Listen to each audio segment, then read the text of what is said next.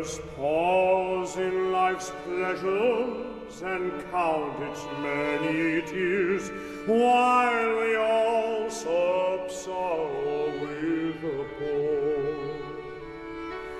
There's a song that will linger around forever years.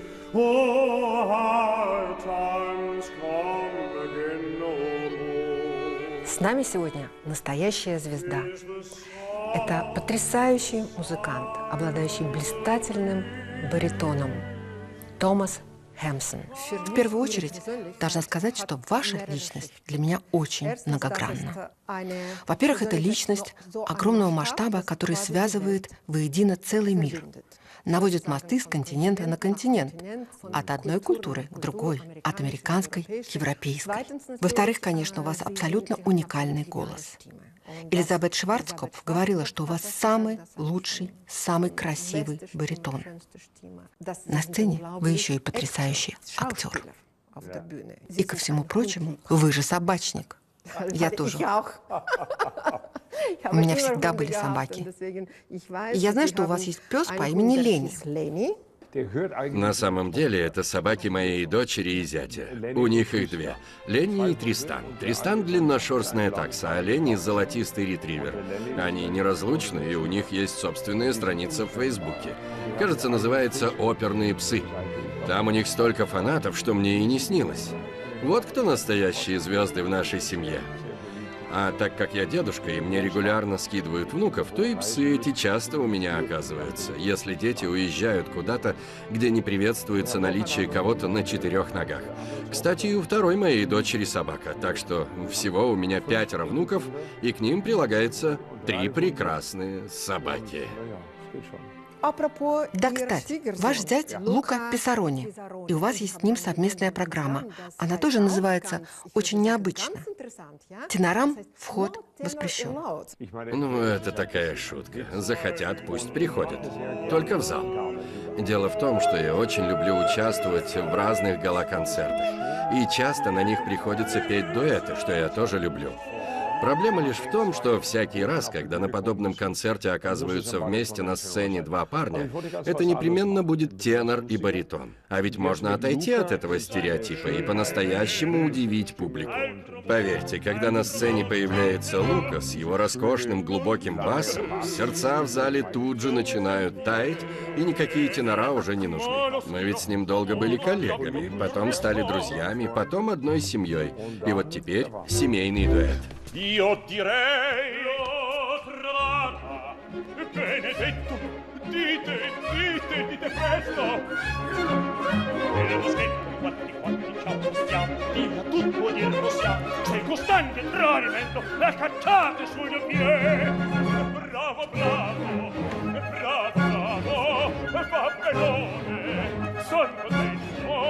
va benone, son contento, son contento, sì, bravo, sono contento. Знаете, когда я наблюдаю за баритоном как голосом, как мужским голосом и сценическим характером, оказывается, что обычно жизнь баритона на сцене длится гораздо дольше, чем, скажем, у тенора. Возможно, ведь лирический баритон может начать карьеру рано, роли позволяют, и потом плавно развиваться в сторону таких партий, как Марчелло, Дон Жуан, и долго их исполнять, как было у меня с Дон Жуаном. Да и с какими дирижерами? Да, Завалиш, Ливайн. Но в основном мы, причем это было уже в начале моей карьеры, я исполнял Дон Жуана в постановке великого Жан-Пьера Панеля с оркестром под управлением Николауса Арнанкура. Это было в Цюрихе. Цюрихский театр – один из лучших в Европе и мире. Профессионалы это знают, но публика не совсем адекватно его оценивает из-за того, что он небольшой, и его имя не звучит так громко, как Ла Скала или Венская опера или Ковент-Гарден. А я Цюрих всегда любил. Пел здесь на открытии после реконструкции в 1984 году, когда был еще совсем юным, начинающим баритоном. Потом была постановка «Так поступают все». За ней Дон Жуан и «Свадьба Фигаро». Но, честно говоря, роль Дон Жуана – это роль для уже более зрелого голоса, не правда ли? А вы начали исполнять эту роль достаточно рано, так же, как и Лоенгрина Вагнера. Как так получилось? Это правда. Королевского Герольда в Лоенгрине я спел в Дюссельдорфе в самом-самом начале карьеры. Это были какие-то ранние 80-е. Пригласивший меня дирижер, конечно, сильно рисковал, но я справился. Жаль только, что потом больше эту партию мне исполнять не приходилось. В основе моего вагнеровского репертуара был Амфортас, а потом Вольфрам в Тангейзере.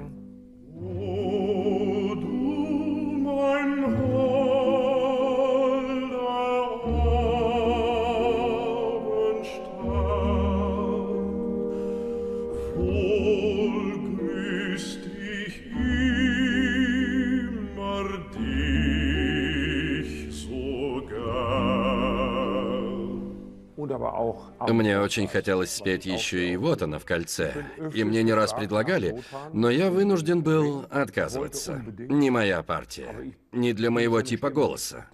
Я светлый, лирический, если хотите, драматический баритон.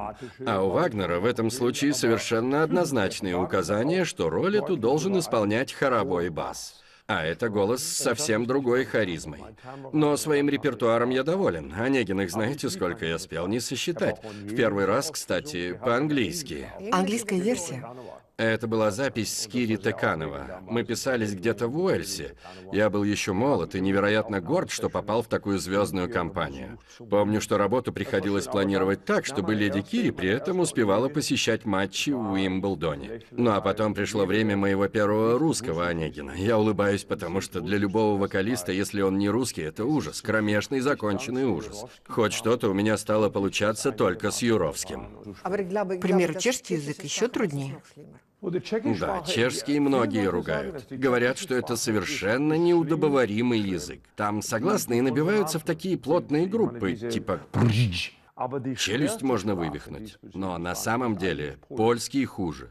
Потому что петь надо так же, как произносится в речи. А с учетом фиксированного ударения и прочих прелестей, это предельно сложно. Ни в чешском, ни в русском такого нет. На русском вы спокойно можете именно петь. На французском тоже. Сами французы сейчас расслабились и немного от этого отходят. Но в старых словарях всегда указывалось, как слово произносится в повседневной речи и как при пении. Ну а в польском никакой свободы. Строго по правилам. Так что если по-польски «довольно» будет «дождь» с 3 согласными в конце, то петь надо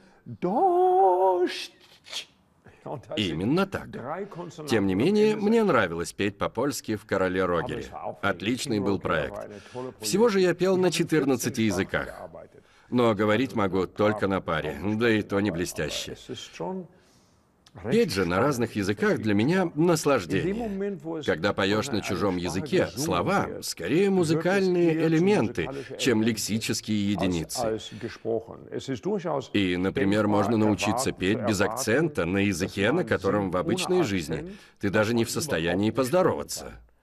В этих процессах задействованы разные области мозга.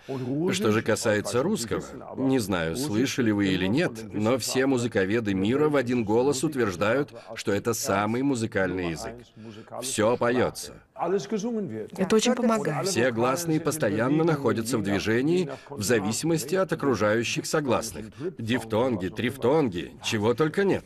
А та роль Онегина, которую вы репетировали с Юровским, она вам нравилась? Я выходил на сцену в роли Онегина 25-30 раз, не меньше. Все спектакли были по-своему хороши, но работа с Юровским стоит особняком. Это настолько тонкий, опытный и эрудированный музыкант, что он вывел меня на новый уровень. На первой репетиции он сказал: «Очень много слов. Не доказывай мне, что можешь говорить по-русски. Пой мне на моем языке». И это подействовало. Важны не слова, а как каждый звук, каждая гласная сплавляются друг с другом. Это суперлегато, которая играет такую важную роль. Это было здорово. Онегин для меня человек чрезвычайно ранимый, но он прячется за маской утонченной, холодной элегантности. Так я и пытался его играть. Я не вижу в нем жестокости. Он не пытается умышленно кому-то причинить зло. Все его злые, на первый взгляд, поступки вызваны тем, что он внутренне опустошен и одержим идеей чем-то эту пустоту заполнить. Но оказывается поздно. Ну что это, я сижу тут в Москве и рассказываю вам о своих воззрениях на Онегина. Нет, это очень интересно. Я, к примеру, считаю Онегина честным человеком. Да, соглашусь. Взять хотя бы первую сцену с Татьяной. Он был честен, хотя и причинил ей огромную боль. Впрочем, полагаю, он действовал в рамках существовавших тогда в России норм. Любой человек его круга во времена Пушкина повел бы себя похожим образом. Но это как раз и оказалось его ошибкой. Ему следовало действовать не по шаблону, а присмотреться к этой девочке, попытаться как-то спасти ее из затруднительного положения. Ведь в отличие от Онегина, Татьяна действует, нарушая принятые нормы. Ее поступок безумно эмансипирован. И вот ей-то я как раз восхищаюсь. Онегин же сделал все холодно и элегантно. Я бы так не смог. У меня совсем другой темперамент. Поэтому, когда я играю эту роль, то именно играю. И на сцене в этом образе чувствую себя не слишком комфортно. А какая роль соответствует вашему темпераменту? Поза Симон Бокканегро.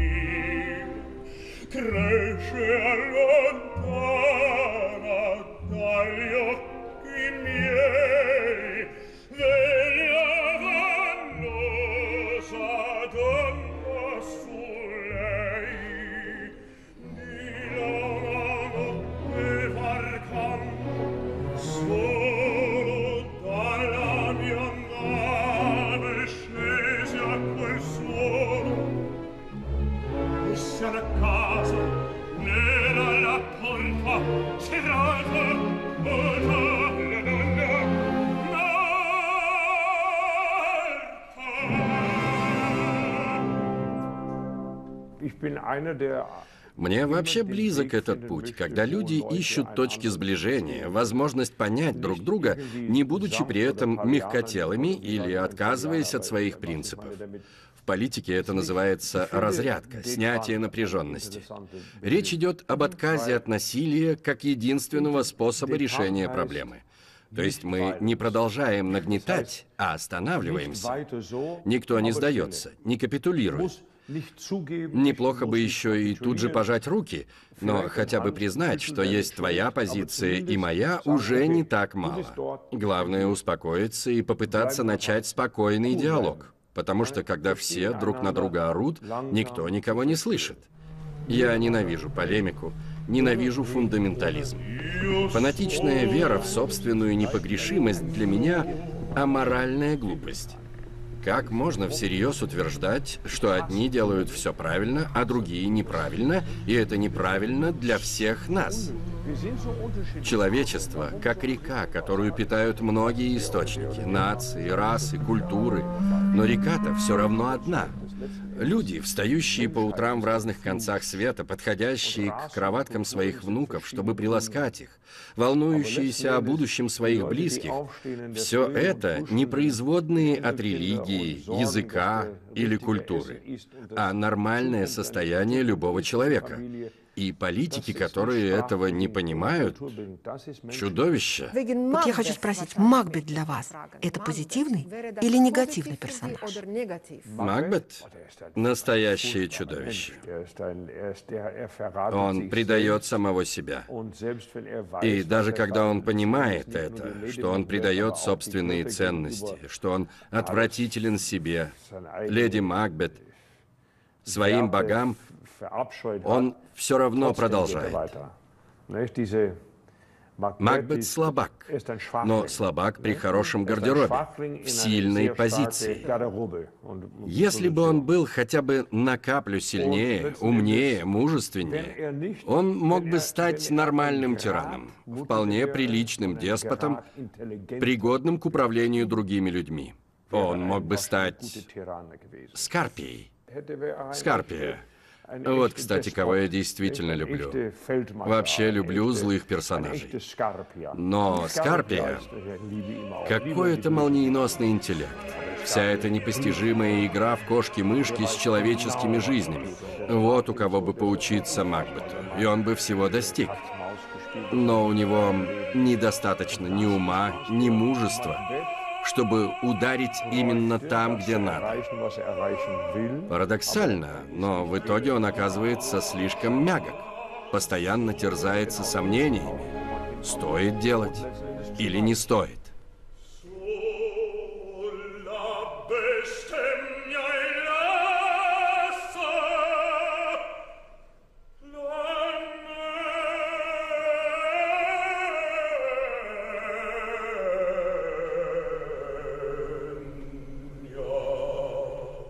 Ну а потом появляется эта фурия.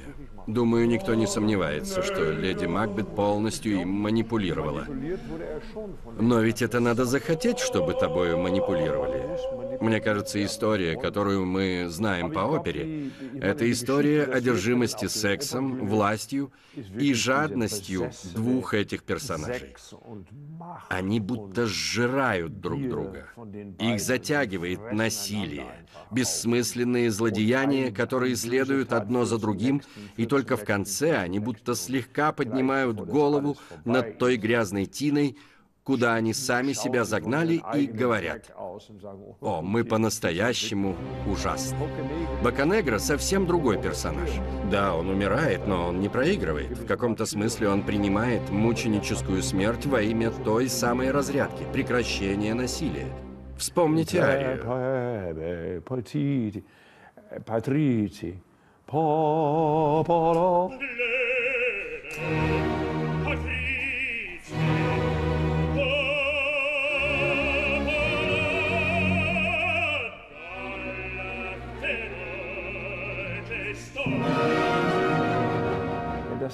Это призыв прекратить пытаться решить все насилием. Раньше это не работало. Почему должно сработать сейчас? Давайте успокоимся. Найдем общий путь. Мы не можем бесконечно подвергать опасности нашу родину, наше будущее, нашу культуру. Если мы не остановимся, будущего у нас нет. Честно говоря, сегодня это предупреждение звучит как никогда актуально.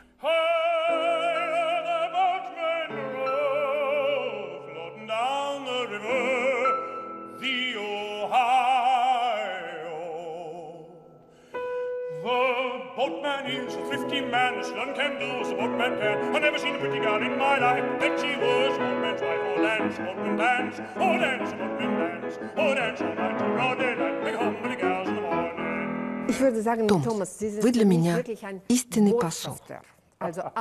Кроме того, что вы абсолютная оперная звезда, вы еще представитель песенной культуры, причем не только немецкой, но еще и культура американской песни, которой вы, по сути, открыли мир. И в этом плане вы тоже звезда. Мне безумно интересен сам этот феномен. Лид, сонг, вижн. Как это звучит по-русски? Песня? Да, точно. Мне интересен феномен поэзии, помноженной на музыку. Когда стихи становятся музыкой, а музыка стихами. Я уверен, что поэты лучше всех слышат свое время, и они точнее всех говорят о нем, превращая образ времени в метафору. Многие пытаются сделать то же самое. Писатели, художники, ораторы, но у них получается хуже. Поэзия — это наиболее точное высказывание эпохи о себе. Композиторы подхватывают эти метафоры и пытаются развить своими средствами, переведя на язык музыки. Результаты бывают поразительные. Нет ничего лучше для понимания других культур, чем знакомство с их песнями. Да и к нашей собственной культуре это относится. Об этом мой цикл «Песни Америки». Это масштабная история американской культуры, как ее увидели глаза наших поэтов и услышали композиторы. Another good cowpuncher has gone to meet his fate. I hope he'll find a resting place within the Golden Gate, the Golden Gate. Another place is vacant on the ranch of the XIT. Twill be hard to find another that's liked as well as he. The first that died was Kid White, a man both tough and brave. Потом я сделал второй цикл «Песня «Зеркало мира». Там я взял один тезис, одну тему и показал ее развитие на протяжении 2 веков, с 1815 года до нашего времени, на нескольких языках, один из которых был русский. Мне хотелось увидеть движение европейской культуры глазами поэтов и услышать его при помощи композиторов. Но поэтов и композиторов из разных стран. Сегодня не слишком популярно искать в прошлом доказательства того, что нас многое объединяет. Прошлое используют для самоутверждения в противовес глобализации. Но кто сказал, что глобализация нивелирует различия? Наоборот, я считаю, что в глобальном мире куда лучше видны различия, какие мы все разные и не похожие. Это очень полезное знание. Оно подталкивает принимать чуждые нам на первый взгляд достоинства других людей. Искусство действует так же.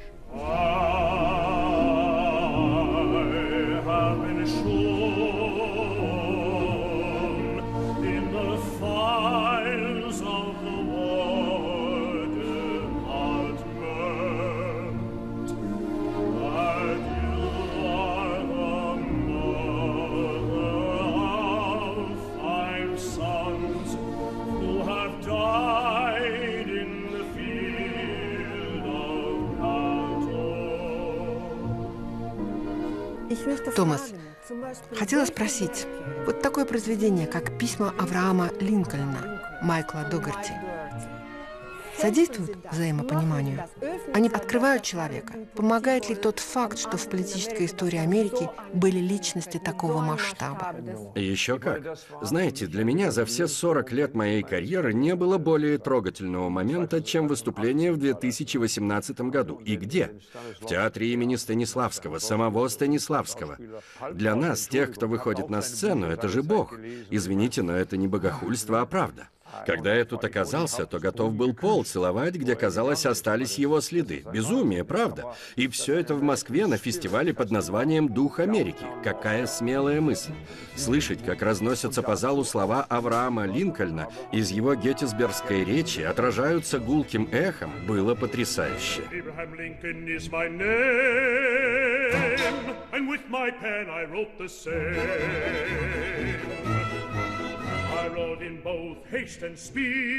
Мы стали забывать, что такое настоящий американский дух.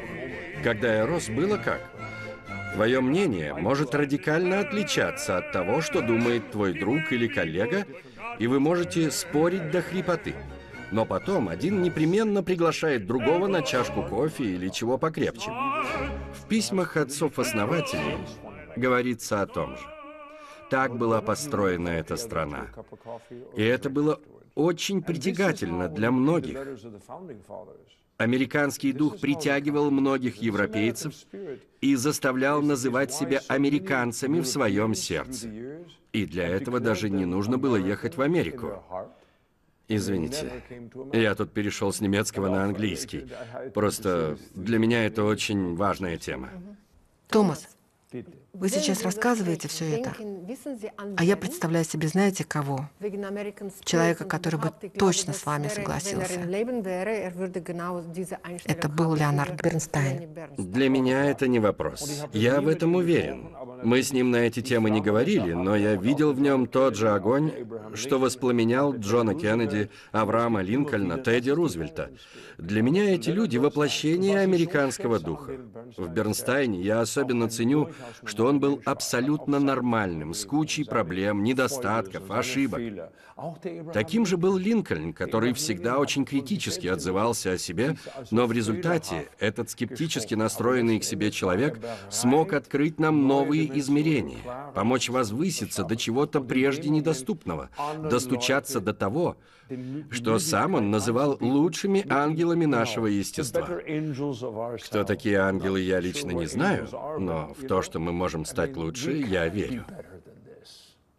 Замечательно. Ну и, конечно, стоит сказать, что Леонард Бернстайн сыграл в вашей жизни очень значительную роль. Да. Его последний концерт в Карнеги-холл стал вашим дебютом. Представляете, как получилось? Его последний концерт и мой дебют в Карнеги с Венским филармоническим. Программой Маллера. Да, Маллер.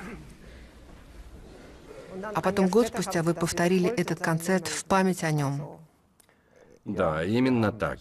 Мы успели выступить, а потом я посвятил его памяти запись малеровского цикла «Волшебный рок мальчика». Лени был гигант. Именно поэтому, в силу своего масштаба, он так хорошо понимал музыку Малера. Потому что, если уж говорить о великих личностях, то без Густава Малера не обойтись. А ваш особый интерес к Малеру – это от Лени Бернстайна? И да, и нет. Я приехал к нему на прослушивание, и в конце, когда прослушивание закончилось, спросил, могу ли я еще спеть ему одну из песен Малера. Мне очень этого хотелось, хотя вообще-то пригласили меня прослушиваться для богемы. Тем не менее, он не стал возражать и был поражен, что я не только захотел это исполнить, но и смог. Тут же начал меня расспрашивать, что еще я пою. А я тогда уже пел песни странствующего подмастерья. И тут я увидел, как у него загорелись глаза. Через 2 дня он уже вел переговоры с моим агентом и объяснял тому, что с этим молодым человеком он должен непременно исполнить Малера. Так у нас появился большой проект, который мы презентовали с Венским филармоническим. Музыка для Ленни была чем-то совершенно естественным. Казалось, он не прилагал усилий, точнейшая фразировка. Слушай, а ты не мог бы так попробовать? Кстати, почему нет? Тоже отличная идея. Никакой суеты, и в результате я пел так и выдавал такое легато, как никогда ни до, ни после.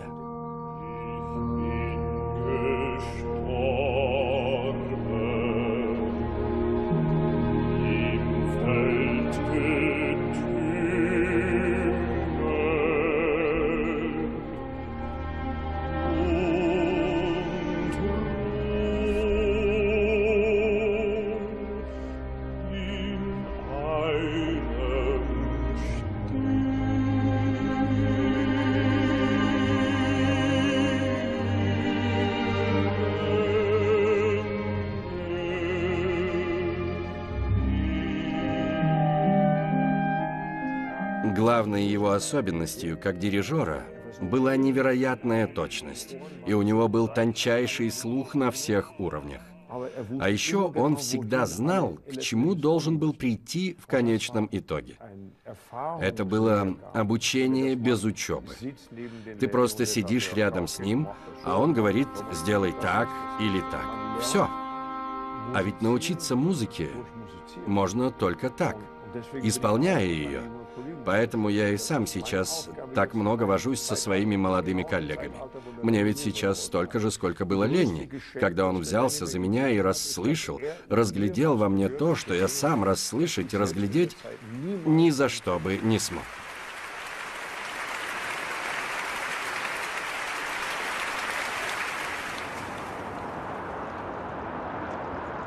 Томас, сейчас вы были на гастролях с симфоническим оркестром Амстердама. Да. И, насколько я знаю, без дирижера. Да-да. Как это у вас получается? Так они и без меня играли без дирижера, я тут ни при чем. Лично я дирижеров просто обожаю, как, впрочем, и теноров. Я всех люблю и со всеми с огромным удовольствием выступаю.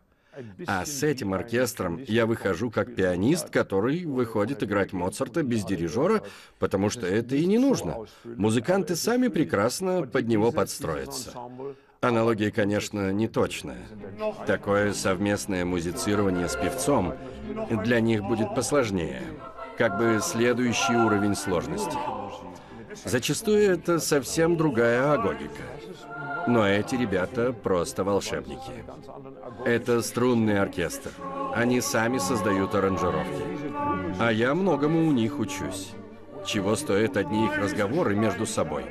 Не думаешь, что смычок надо вот так повести? Нет, вот так. Ага, спасибо.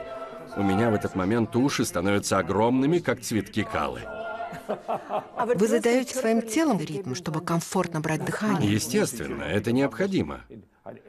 Где-то что-то локтем обозначить. Но настоящего дирижирования, как я иногда делаю с Малером, здесь нет. Вот песни Малера я сам с удовольствием исполняю с оркестром. Но для этого нужен настоящий большой оркестр, которому нужно действительно в паре мест подсказать, где вступить.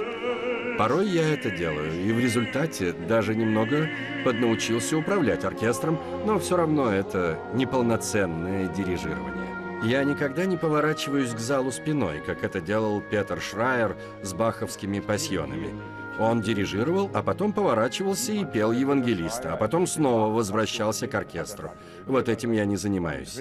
С камерными вещами, которые мы исполняем, этого и не требуется.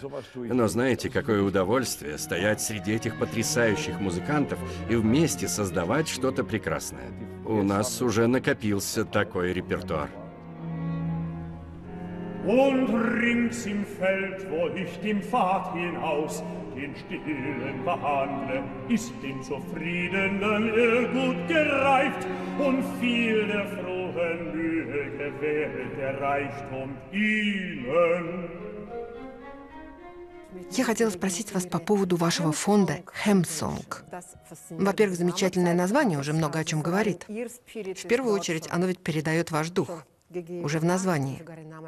Ну и, конечно, хотелось бы узнать от вас, зачем, для кого это все подразумевается.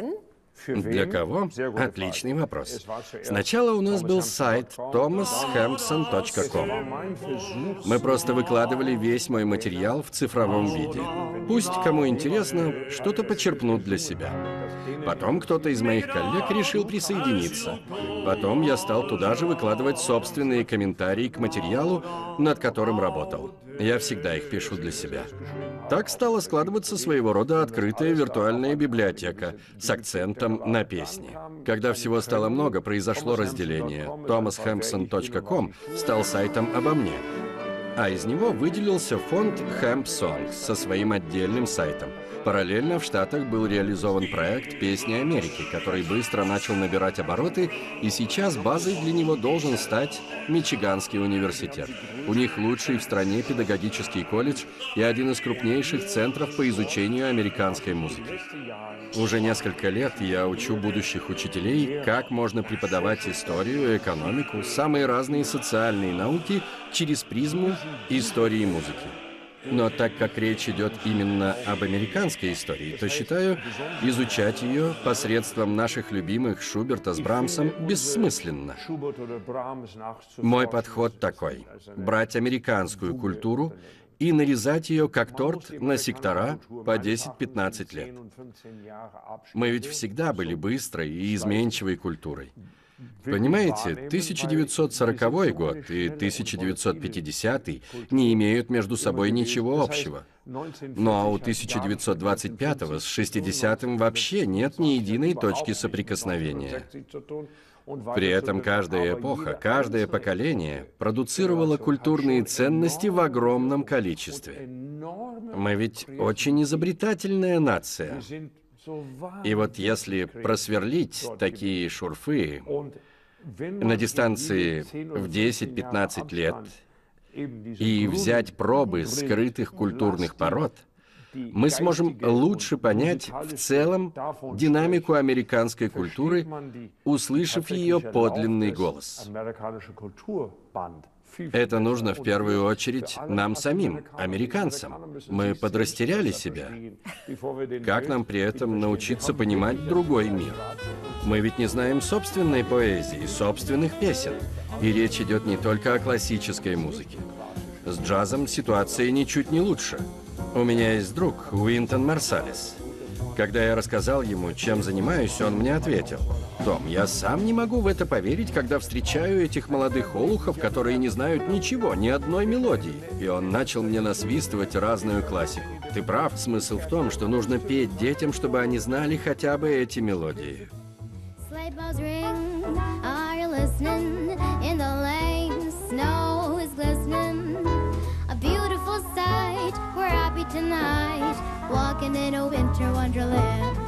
И это все очень быстро утрачивается. Да, это очень быстро теряется. Постепенно, вслед за нами, и другие начинают это осознавать. Процесс пошел. Благодаря сотрудничеству с Мичиганским университетом, надеюсь, мы сможем разработать программу междисциплинарного обучения посредством искусства. И, может, нам удастся развить эту методику до национальной платформы. Тогда у нас получится сделать действительно что-то важное для собственной современной страны. Томас, как я вижу, все, за что вы беретесь, вы делаете с одинаковой страстью. Все. Все. А гольф я как люблю. Гольф. Этот бинго-вопрос я оставила напоследок, а он всплыл немножко раньше. Отлично. Собак мы уже обсудили. Гольф тоже должны, несомненно. Мне кажется, вы где-то сказали, что если бы не стали певцом, вы бы стали профессиональным игроком в гольф. О, это уже не осуществившаяся мечта. Мне приходилось общаться с профессионалами, поэтому знаю, что совместить не получилось бы. У них тяжелейшая жизнь, а какой талант надо иметь. У меня были задатки, гандикап неплохой, мог достичь большего, но выбрал, что выбрал. А какой уровень у вас сейчас? Между 8 и 9. Я всегда много играл. Мой дядя, дедушка, отец – все играли. Это наша семейная страсть. Но, честно говоря, не уверен, что у меня темперамент профессионального игрока. А в ипостаси профессор Хэмпсон вы проявляете такую же страсть, когда вы преподаете. Это важно для вас сейчас? Передавать опыт следующему поколению? Да, это важно. Но не в том плане, как некоторые думают, что известные люди со временем хотят что-то отдать обществу. Я ничего никому отдавать не хочу. Всегда все храню. Но передать опыт дальше я готов. И в этом смысле я в полнейшем распоряжении своих молодых коллег. Опыт – бесценный дар. Я уяснил это от своих учителей. Задача художника – передать эстафету. Тот огонь, который тебе доверили нести, чтобы он не затух и продолжил гореть. В этом смысл.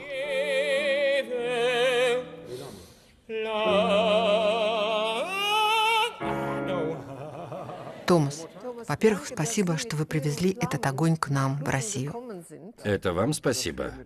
Нет ничего важнее возможности общаться. Я очень тронут, что у меня берут такое подробное интервью о действительно важных вещах, и его увидят зрители вашего канала. Я искренне за это благодарен. Для меня Россия очень близкая страна. Я всегда принимаю все приглашения отсюда, и у нас есть кое-что в планах, так что я буду периодически выныривать. Томас, огромное вам спасибо. Спасибо.